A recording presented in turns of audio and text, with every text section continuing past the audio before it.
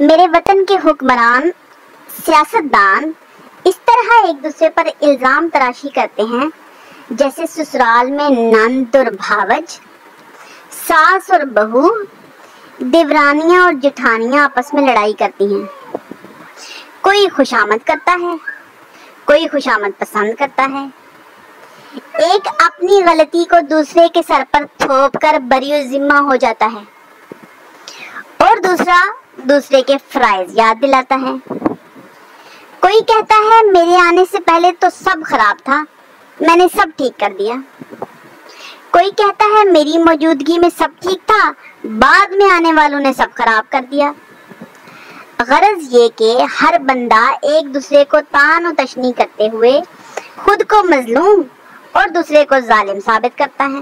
بچپن میں ہمیں سکھایا جاتا تھا، بیٹا مل بیٹھ کر کھاؤ پیو، مل بیٹھ کر پڑھو لکھو، یہ اچھی بات ہوتی ہے، اتفاق میں برکت ہوتی ہے، دوسروں کے لیے اچھا کریں تو قدرت ہماری زندگی اور موت آسان کرے گی۔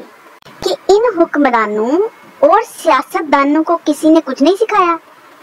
ان کی کیا بھی تربیت ہونی ہے؟